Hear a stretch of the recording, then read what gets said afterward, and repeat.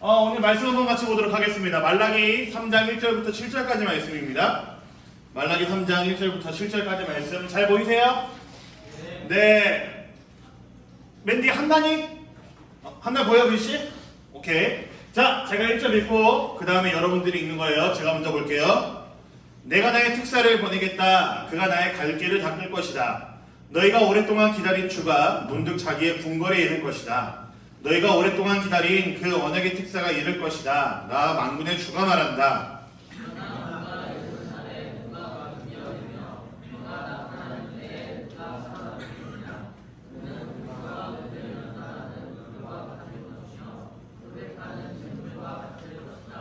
그는 은을 정련하여 깨끗하게 하는 정령공처럼 자리를 잡고 앉아서 레위 자손을 깨끗하게 할 것이다. 금속 정령공이 은과 금을 정련하듯이 그가 그들을 깨끗하게 하면 그 레위 자손이 나 주에게 올바른 제물을 드리게 될 것이다.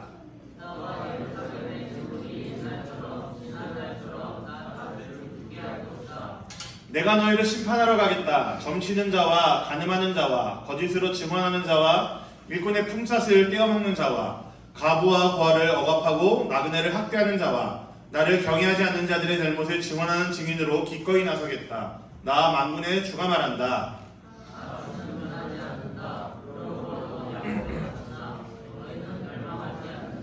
같이 보겠습니다. 너희 조상 때로부터 너희는 내 규례를 떠나서 지키지 않았다.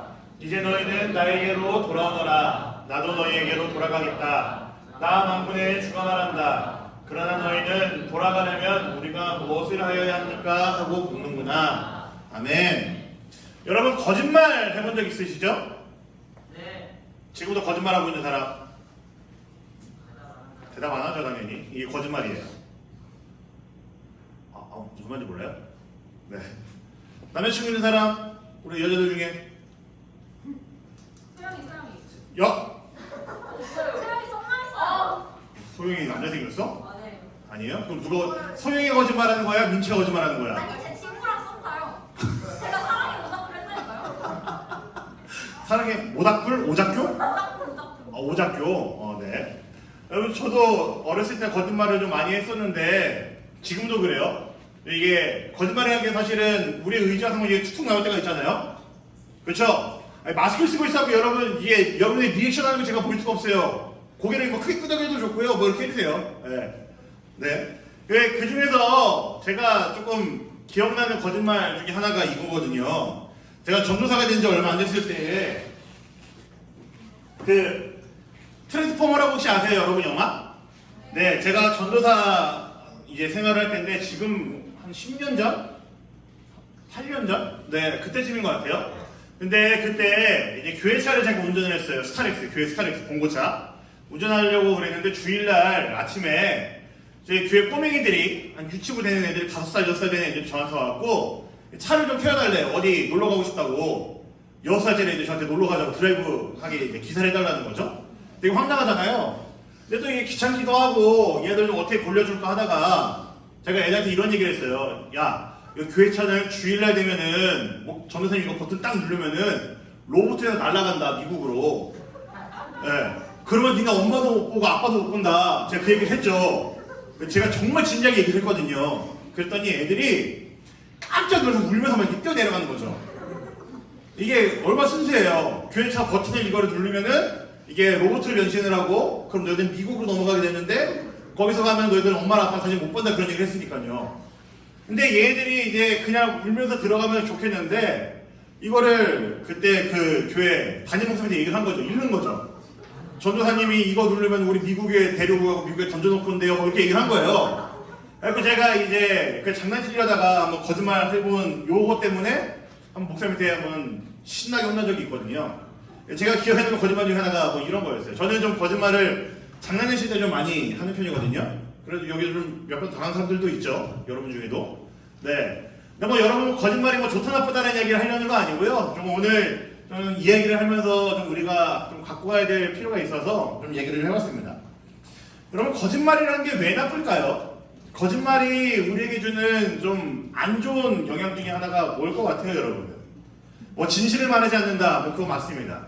근데 좀 거짓말이 우리의 삶에서 가장 해를 끼치는 것 중에 하나는요, 거짓말이 너무 익숙해지고 거짓말이 너무 이제 빠져들면은 이제 현실을 혼동하게 된다는 데 있는 것 같아요. 뭐 굳이 뭐 표현을 하자면은 거짓말의 가장 해로운 점은 현실 혼동이라고 할까요?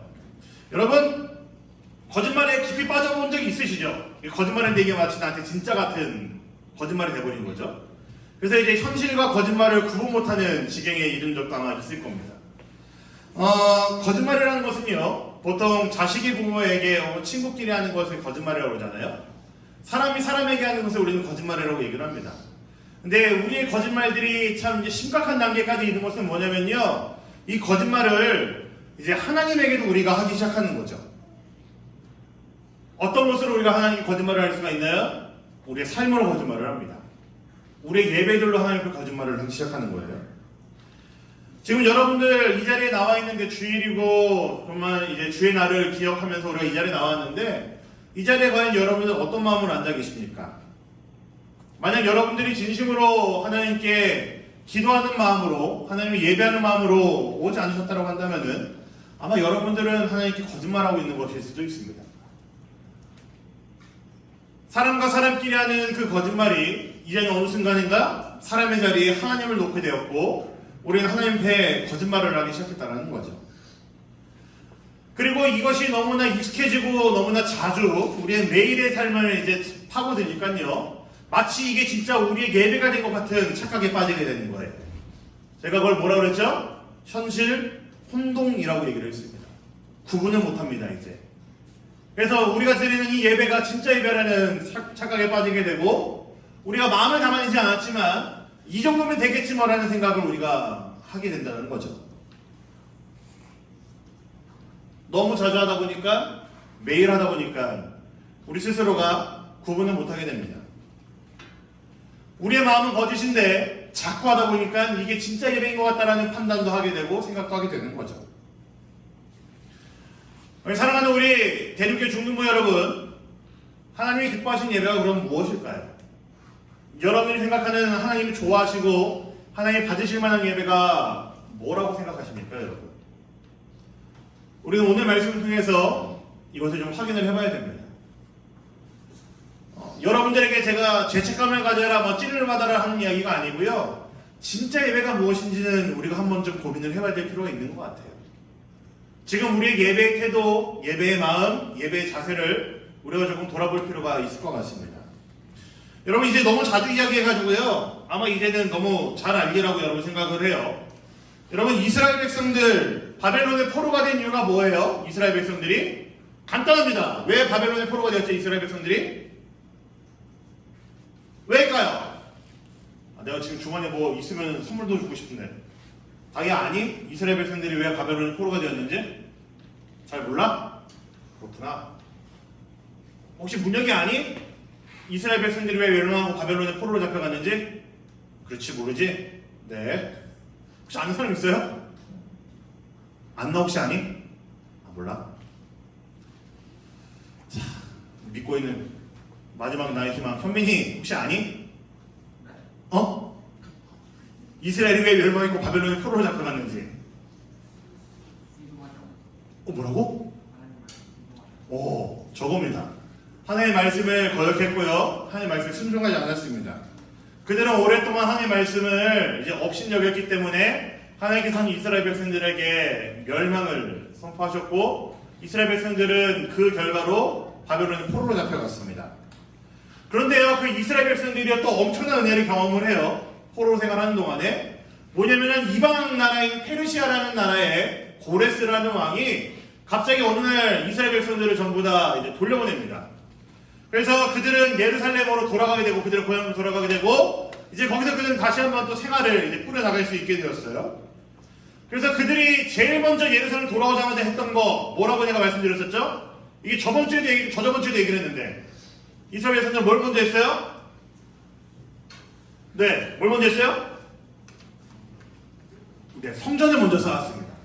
그들의 무너진 그 믿음을 회복하기 위해서 신앙 공동체를 다시 한번 꾸려나가기 위해서 이스라엘 백성들은 성전을 먼저 건축을 했어요. 그리고 하나님께 그들을 깊이 감사를 했고 그들의 어떤 신앙을 다시 한번 회복시키게 되는 것을 그들이 맛보게 되었습니다. 그게 바로 저번 주에 했던 이야기잖아요. 이스라엘 백성들이 그래서 하나님을 다시 한번 뭐 결단했고 다짐했다는 이야기를 저번 주에 했었죠.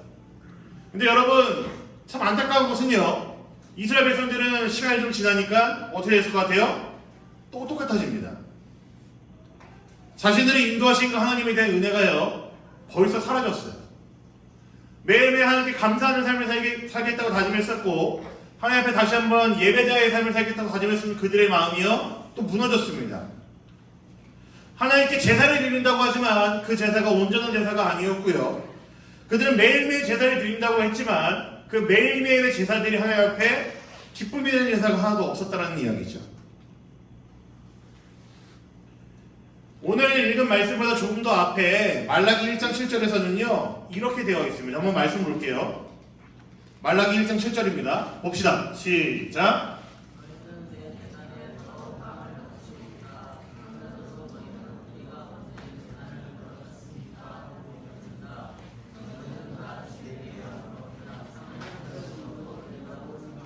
자, 여러분 여기서 하나님께서 꾸짖고 있는 모습이 어딘 것 같아요? 어떤 부분인 것 같아요? 어디일까요? 네, 너희는 나 주에게 아무렇게나 상을 줘도 괜찮다고 생각한다. 이건 하나님께서 꾸짖고 있는 모습이에요. 이스라엘 백성들에게는요 하나님께 올바르게 예배를 해야 될 어떤 방법들이 있었고요, 형식들이 있었습니다.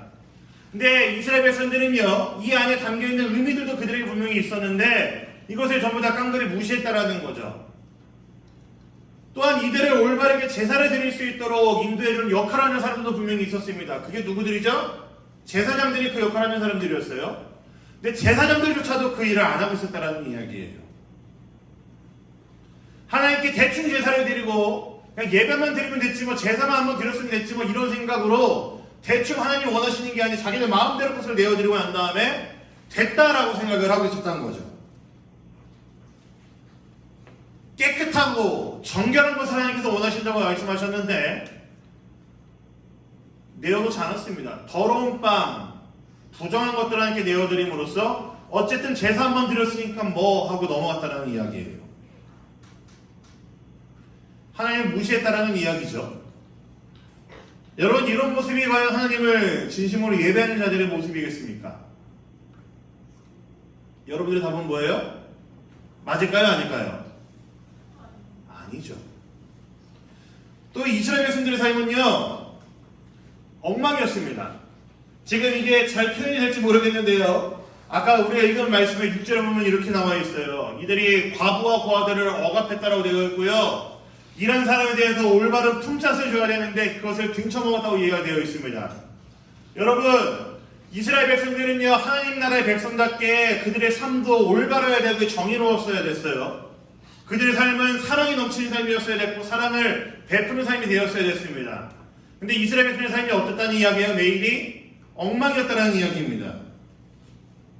누군가를 사랑하지 않았고 어려운 이웃을 도와주지 않았습니다. 하나님을 사랑하는 사람은 마땅히 이웃을 사랑해야 된다는 것을 그들은 배웠고 알았지만 안 했다라는 거예요. 자기들이 원하는 대로 자신들이 좋아하는 것만, 자신들의 몸을 배불리 하는 것만 그들이 신경을 썼다라는 이야기죠. 여러분 이스라엘 백성들의 모습 속에서 하나님을 사랑한다는 게 여러분 느껴지십니까? 하나님을 전혀 고려하지 않는, 진심이 전혀 담겨있지 않는 거짓된 예배를 드리고 있어요. 삶도 엉망진창이고요, 하나님 앞에 나와서 예배 드리는 그들의 모습조차도 엉망입니다.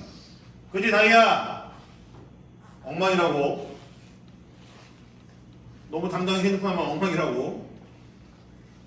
엉망이었다고요, 이스라엘 백성들의 모습이.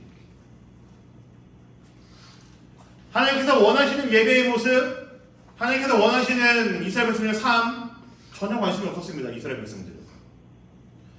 그래서 하나님께서는요 그런 이스라엘 백성들에게 이렇게 표현을 하세요. 말라기 2장 3절에 보면 이렇게 나와 있습니다. 여러분 좀 충격받지 않도록 주의하세요. 좀 익숙한 단어 하나 나와요. 보겠습니다. 시작. 나는 너희 때문에 너희 자손을 꾸짖겠다. 너희 얼굴에 똥칠을 하겠다. 너희가 바친 희생 제물의 똥을 너희 얼굴에 칠할 것이니 너희가 똥무더기 위에 버려지게 될 것이다. 여러분 이 한 절 말씀에 익숙한 단어와 몇 번 들어가죠? 몇 번 들어가요? 3번 들어갑니다. 제가 아는 한 정말 직접적으로 이 단어를 쓴 거는 아마 여기가 처음이지 않을까 싶어요. 똥. 하나님께서 이스라엘 백성들의 예배를 어떻게 하신다고요? 똥처럼 여기신다고요. 이스라엘 백성들이 열심히 아니었겠지만 그들의 예배가 그들의 삶을 하나님께서 어떻게 여기신다는 거예요? 똥으로 여기신다는 거예요.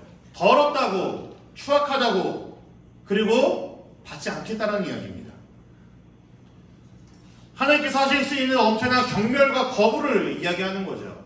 너희들이 나에게 주는 예배는, 너희들이 나에게 드리는 예배는, 너희들의 삶은 똥이다. 좀 너무 센가? 표현이. 작게 얘기할까? 어떤 들으시니까? 네. 똥이다 라고 얘기하신다고요. 하나님이. 안 받으시겠다는 이야기죠. 근데 여러분 더 놀라운 건 뭔지 아세요? 그 다음에 나온 오늘 읽은 말씀입니다. 우리 오늘 말씀 7절에 중간에 보면 이렇게 되어 있어요. 봅시다. 시작.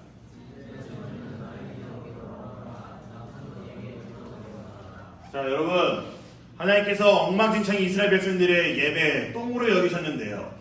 그러면 하나님께서 말씀하시는 게 뭐예요? 그래도 어떻게 하라고요? 돌아오라고요. 하나님께서는 그래도 어떻게 하시겠다고요? 기다리시겠다고요. 더럽고 추악하고 받을 수가 없는 똥 같은 예배지만, 너희들의 삶이지만 돌아오기만 하면은 받으시겠다라고 얘기를 하시죠. 기다리고 있다고 얘기를 하시는 거예요. 너희가 계속해서 드리고 있는 거짓말로 된 예배, 너희가 지금 흔들리고 있고 지금 착각하고 있는 그 예배, 나 안 받을 건데 그래도 너희가 돌아오기만 하면은 내가 얼마든지 받겠다라는 이야기예요. 너희가 지금 드리고 있는 그 예배가 거짓말인 거 너희가 알았으면은, 진심이 아닌 거 너희가 알았으면은, 돌아오기만 하면은, 다시 한번 진심으로 나에게 돌아온다면은 어떻게 하신다고요? 받으신다고요. 그리고 그때를 위해서 기다리고 계시다고요. 하나님께서 우리의 진심을 기다리고 있다는 이야기입니다. 그렇다면 여러분, 이제 우리에게 숙제가 하나 생겼습니다. 그럼 저와 여러분은 어떻게 해야 되겠습니까? 이제 저와 여러분들은요, 우리 예배를 한번 점검해 봐야 될 때입니다. 여러분, 지금 이 자리에 어떤 마음으로 나오셨어요? 여러분들이 드린 예배는 어떤 예배입니까? 제사장들이 더러운 떡을 드렸던 것처럼 하나님을 향한 마음이 담겨있지 않은 거짓된 예배를 여러분 드리고 있지 않습니까? 지금 이 자리에 나와 있는 여러분들의 예배가, 여러분들의 마음이 하나님을 향하고 있는지 한번 돌아보셔야 되지 않겠습니까? 여러분들의 마음을 한번 점검해 봐야 되지 않겠습니까? 그리고 우리의 삶 또한 같이 점검을 해봐야 돼요. 교회를 다닌다고 말은 하지만 우리의 매일의 삶이 꽝이라고 한다면은 하나님께서는 우리의 삶도 우리의 예배도 그것처럼 안 받으실 겁니다. 우리의 삶 또한 하나님이 받으실 만한 삶이어야 되고요. 우리의 삶에서 사랑이 넘쳐야 되고요. 우리의 삶에서 친절함이 넘쳐야 되고요. 우리는 얼마든지 사람들이 볼 때에 아, 저 사람 참 교회 다니는 사람이구나 라는 말이 나올 수 있을 정도의 삶을 우리는 살아야 된다는 거죠. 여러분, 저는 학교 다닐 때에, 여러분들도 그러실지 모르겠지만 저는 사실 학교 다닐 때에 교회 다닌다고 얘기하는 게 되게 저는 부끄러웠습니다. 혹시 여러분들은 안 그러세요? 그래서 저는 학교에서 점심시간에 밥 먹잖아요. 요즘은 급식을 하죠. 저희는 뭐 도시락도 한 적이 있고 뭐 급식도 한 적이 있는데 같이 모여서 밥 먹으면은 이제 여러분들 식사기도 하세요? 학교에서? 안 하세요? 자기 왜 안 해? 아니 진짜 궁금해서. 나랑 혹시 같은 생각인가 궁금해서 물어보는 거예요. 자기는 왜 안 해? 배고파서 밥 먹느라고? 혹시 집에서는 안 하니? 집에서는 해? 학교에서는 더 배가 고파서 못하는 거구나. 민채도 안 한다고 그랬지? 민채는 왜 안 하는 거야? 누가 뺏어먹을까봐? 기도한 동안에? 아, 나랑 똑같아? 교회 다닌다고 말하기 좀 창피해서? 네. 애들이 기도하면 이상한 눈으로 봐요. 아, 이상한 눈으로만 기도하면은? 에이씨, 누가 데리고 와. 예, 좀 이게 민채랑 상관없는 얘기일 수 있는데 저는요 되게 부끄러웠어요. 왜냐면은 제가 학교에서 되게 대충 살았거든요. 막 애들 막 괴롭히기도 하고, 막 장난도 심하게 치고, 막 거짓말도 엄청 많이 하고, 막 욕도 엄청 많이 하고 그래가지고, 저는 교회 다니는 게 되게 부끄럽던 사람이거든요. 학교 다닐 때. 그래가지고 이게 식사기도를 저는 못하겠더라고요. 왠지 내가 식사기도 한다고 애들이 막 되게 찌질하다고 그러고 놀릴까봐. 그리고 나 기도한다고 애들이 막 반찬 뺏어 먹을까봐. 뭐 그런 게 있어서 저는 기도를 못했거든요. 근데 여러분, 하나님께서 원하시는 삶은 아니었던 것 같아요. 교회를 다닌다고 이야기를 했었고, 주일마다 교회를 열심히 갔지만, 교회에서 형이랑 누나들이랑 되게 재밌게 잘 놀고, 여러 가지 활동들도 많이 했지만, 하나님이 그렇게 원하시는 모습은 아니었던 것 같아요. 저 스스로는요. 여러분, 우리의 삶은요, 참 그리스도인다운 모습이 드러나야 됩니다. 물론 오해하지 마세요. 식사기도를 해야지 그리스도인의 삶이라고 얘기하는 거 아니에요. 근데 여러분들의 삶이 식사기도하는 것조차 부끄럽지 않을 정도로 멋있는 그리스도인의 모습을 여러분들이 사셔야 된다는 이야기죠. 어려운 친구를 도와줄 수 있어야 되고요. 기꺼이 도와줄 수 있어야 되고요. 어려운 가운데 처해 있는 사람들을 위해서 여러분 넉넉히 여러분들이 할 수 있는 것들을 최선을 다해서 도와줄 수 있어야 됩니다. 여러분들은 최선을 다해서 친절한 사람이 되어야 돼요. 굉장히 예의 바른 사람이 되어야 됩니다. 왜냐면 그게 그리스도인다운 모습이거든요. 무례한 사람은요, 저는 사실 개인적으로 무례한 사람은 그리스도인이 아니라고 생각합니다. 심지어는 여러분 김밥집 가서도요, 단무지 갖다 주시고 물 갖다 주시면 여러분들이 해야 되는 것은요, 감사합니다로 여러분은 진짜로 하셔야 돼요. 여러분들이 받는 마땅한 서비스이긴 하지만 그거에 대한 여러분 감사의 표현을 하셔야 됩니다. 저는 이게 그리스도인들의 삶에서 하나하나 보여줄 수 있는 그리스도인 다움이라고 생각하거든요. 우리의 삶 또한 하나님께서 받으실 만한 아름다운 모습이 아니면 안 된다는 이야기죠. 여러분, 어떤 예배가 하나님께서 받으실 만한 예배일까요? 화려한 밴드가 있는 그런 예배? 막 여기에 여러분 혹시 마커스라는 그 찬양팀 아세요? 마커스? 뭐 그런 팀이 우리 중동무실 딱 와가지고 멋있게 막 이래또 지기장장장장 막 이렇게 치면서 막 드럼도 막 우당탕탕 막 치고 막 싱어들 막 빽빽히 늘어서고 그렇게 밴드가 크게 있으면은 하나님 받으실 만한 예배일까요? 이 대림교회가 더 커지고 더 멋있어져가지고 뭐 교회 안에 뭐 수영장이 있고 막 체육관이 있고 그러면 좋겠다. 네, 그런 게 있으면은 그런 데서 드리는 예배가 하나님께서 받으실 만한 예배일까요? 아니요, 하나님의 관심은 그런 데 있지 않습니다. 하나님의 관심은요, 여기 보이는 여러분들 한 명 한 명의 마음이 있습니다. 여러분들의 삶에 하나님께서 집중하고 계시다고요. 여러분 어떤 마음으로 여기 앉아 계십니까? 여러분 어떤 마음으로 매일매일 살고 계십니까? 우리 하나님 받으시는 예배는요, 하나님 기뻐하시는 예배는요, 우리의 진심이라는 사실을 꼭 기억하시기 바랍니다. 거짓으로 형식적으로 드리는 예배가 아니고요, 우리의 진심을 하나님께서 원하세요. 우리가 진심을 다해 하나님께 드리는 삶을 원하시고요, 우리가 진심을 다해 이 자리에 앉아있는 것을 하나님께서 원하신다고요. 이 사실을 꼭 기억하시면서 하나님 기뻐하실 만한 예배자로의 삶을 살 수 있는 사랑 우리 대림교회 모든 친구들이 되기를 간절히 소망합니다. 아멘. 부흥 얘기 지금 3주째 계속하고 있거든요, 여러분. 부흥은요, 우리가 진심으로 하나님 앞에 바로 섰을 때 하나님께서 우리에게 경험하게 해주실 일이라는 생각을 해요. 여러분들이 이 자리에 거짓된 마음으로 앉아있다고 한다면은, 여러분들 마음 가운데 하나님을 진심으로 예배하는 마음이 없다고 한다면은, 여러분들의 삶이 하나님을 따르는 자의 삶, 그리스도인다운 삶이 나타나지 않고 있다고 한다면은 하나님께서는 그런 우리에게 부흥을 허락하지 않으실 것입니다. 저와 여러분은요, 거짓이 아니고 진심으로 하나님을 따라야 되는 자들입니다. 저와 여러분은요, 우리의 마음을 숨기는 것이 아니고요, 우리가 진짜 진심을 다해 하나님을 따를 수 있는 그런 자들이라는 사실을 꼭 기억하시기 바랍니다. 사랑하는 우리 대림교회 중등부 여러분, 저와 여러분들이 이 부흥을 경험하는 세대가 되어 가기를 소망합니다. 대림교회에서의 부흥, 우리의 예배의 모습으로, 우리의 삶의 모습으로 우리는 분명히 경험할 수 있을 것입니다. 그렇게 되기를 소망합니다. 아멘. 네.